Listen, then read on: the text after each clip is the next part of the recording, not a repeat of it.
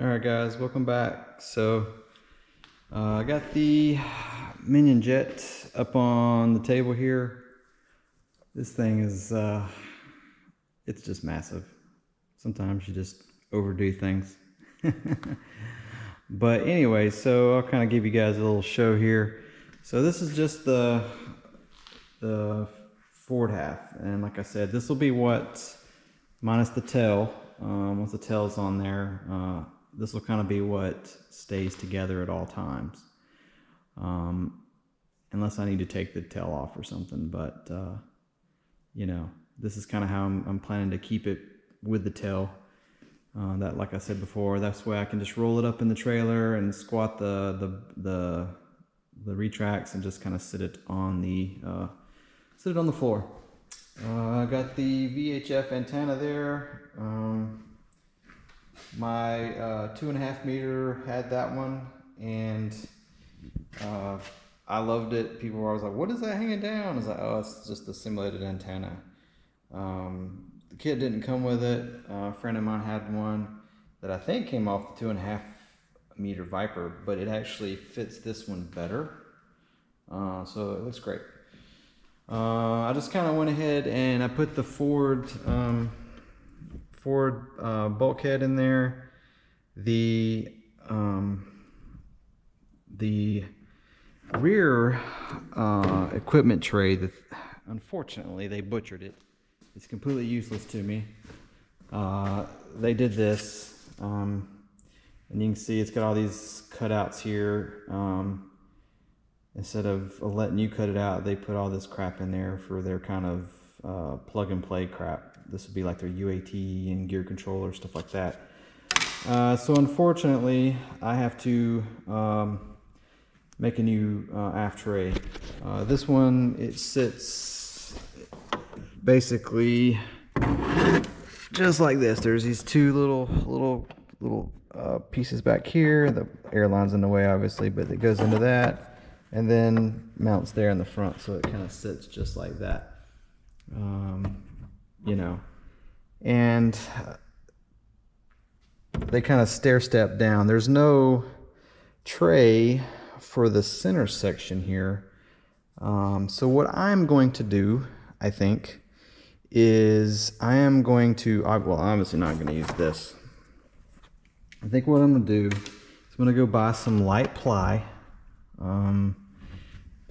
Wish I could find some competition ply. I love that stuff. It's awesome. But what I'm going to do is maybe just make a tray that runs from here all the way to here. Sorry, forget that I'm filming here. To here. So you have one long tray. And what I'll do is I'll just extend these up a little bit to have a center mount to support it. That way this will be covered, this will all be covered, and it'll be like what I said. I just want, I want to have batteries up here on top. Probably there, it says it'll come out tail heavy, but I don't think I'm going to be tail heavy on this jet. And if I do, it won't be much. Because like I said, I'm not using the big heavy pipe. So that's a lot of weight out of the tail that I won't have. But they say it comes out tail heavy, so I'm going to plan for that. This is just an initial kind of like, hey, this is where I'm going to put stuff. 2 large tanks for the mains, 1 for the brakes. I'm using the Jetronics low loss brake valve there. That's a Zykoy sequencer, and that's the Jetronic high flow air valve for the gear. And the reason why I'm using this one is because it has a switch on it, the little yellow thing there, that allows you to manually actuate the gear. So I figured this will be great when I roll it up in the model, or up in the trailer, and I want to let the gear up without having to power everything up. So I'll just flip the switch, the gear will come up, and I'll strap it down on the floor of the trailer. Brain Cube light controller back there. I'm just trying to get it. It's got a little weight to it, not too much. It's just essentially a speed controller in that little mount there. But you know, I don't want a bunch of wires running everywhere, so I'm going to keep it in this area for sure, regardless of having to move stuff forward. If it comes out super tail heavy and I got to move all this stuff forward, that's really not a lot of weight when you add it all up. with, you know, the Futaba DLP2. So this is their newest one. And if you see that little guy right there, that's their little gyro. And it plugs into an S-Bus 2 port and will work as needed, just like a normal gyro. Just plug it into an S-Bus 2 port, which is really cool setup. It'll have 2 receivers. But I got to thinking about it, because I'm having issues getting a damn gyro, the Cortex, to work with the F22. I might try plugging that guy into an S-Bus 2 port on the receiver and see if it will work as a gyro. If that does, then I'll use this gyro in the F22, and then I'll just take one of the Cortex Pros and put in here. And then let's see, come on over here. Never tried an airspeed thing. I want to play around with the airspeed sensor. So this is, you know, it's just a P-dot like tube type deal. And so what I'm thinking is, I don't know, trying to find a place to put it. You know, you kind of want it someplace where it's, you know, on a wingtip. You know, obviously angle of attack is going to change the airspeed. I thought about putting it somewhere in here, you know, because I can get to it. You know, just drill a little hole here, and then run this through, and have it stick out like somewhere right in here.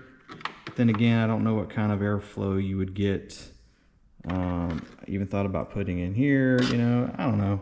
I may ditch this altogether. I don't know, because I originally had planned to put it right here with it just sticking out about an inch, and run the tubing through the wing, which I can still do.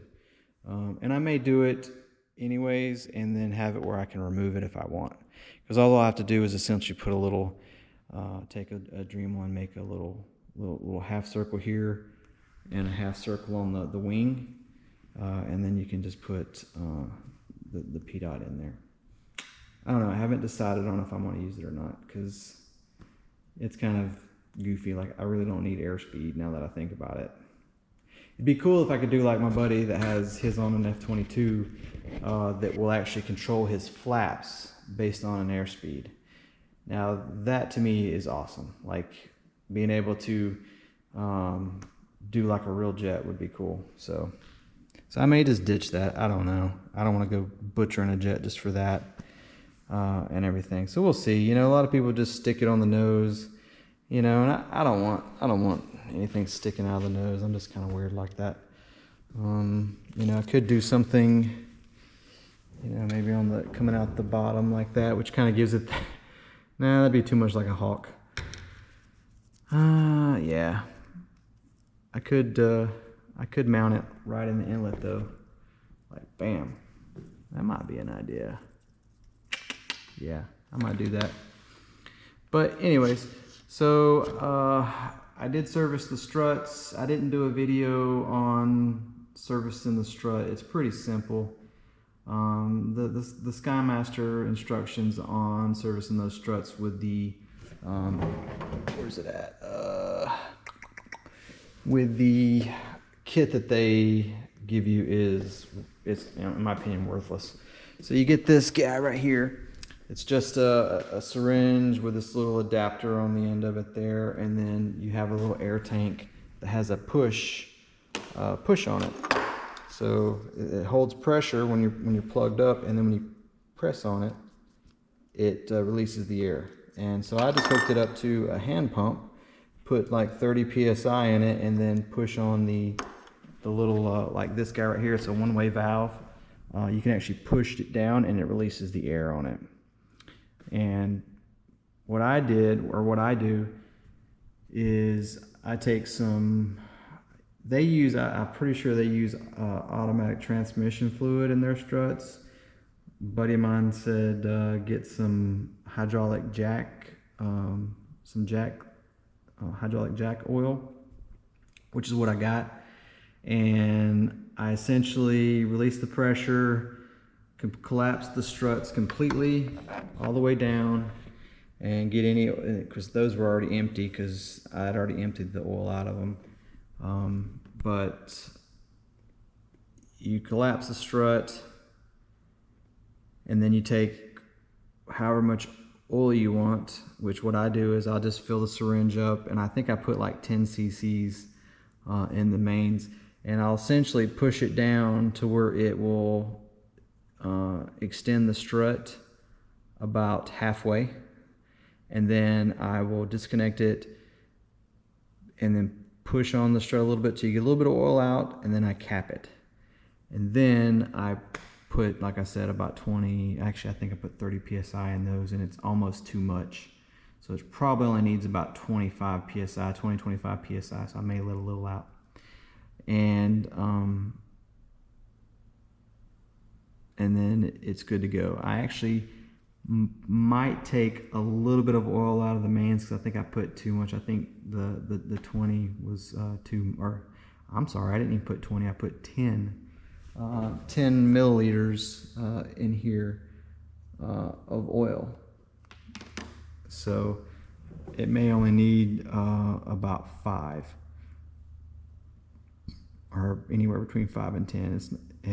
Of course, it could just be I have too much pressure in it, so I'm going to release some pressure, put 20 in it, and if that gives me the compression that you need, I'll try it, because you can kind of see here, like that's me pulling on it. It don't go down very far at all. So I want it to stroke more than that. That feels it gets stiff really fast. So I want it to be about half, or maybe a quarter stroke when it's sitting here, and then obviously it gives you, because that don't move very much at all. So I've got to make sure I didn't do it wrong, but I don't think so. So probably just too much pressure. And of course, once I get all the get the jet all together and filled up, that's is when you can check it. You don't want to try to fill these struts with when it's on its wheels, because you'll blow something. So you lift it up off the ground, put your air in it, and then go to town. So, but anyway, so that's kind of where I'm at. Sorry for such a long-winded video. These are my receivers.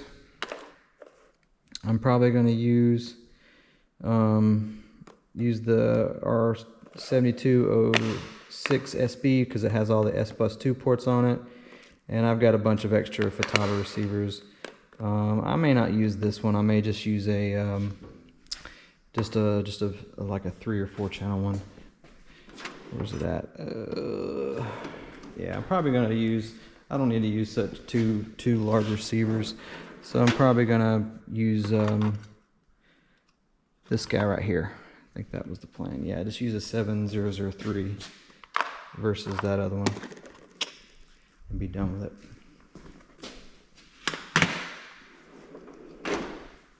But all right, yeah, so moving along. I think tomorrow not gonna get much done. I gotta mow the yard. It's overgrown. Haven't been able to mow all week and do some stuff like that. So I'll try to get a little bit to tomorrow evening. But oh, and this right here, this is the one that they put in here. It's got to be trimmed a little bit, but it sits on this little piece right here. It's designed for a fill, their little goofy pressure gauge, and then of course a power box, the old style power box switches. So I wish they wouldn't cut them out, but at least I have a template, so I can trim, take some of my light ply, trim a new one, and mount a new one. I may not put it here. I may just build another one back here, kind of like this. Obviously it won't be shaped like this, but you kind of get the point. Just make it run here to put stuff, kind of angle it out to about that size, and then just screw it right in the top of the other one, and then back here. That way I can mount more stuff here. But yeah, so you guys have a good one, and I'm gonna call it a night. Cheers.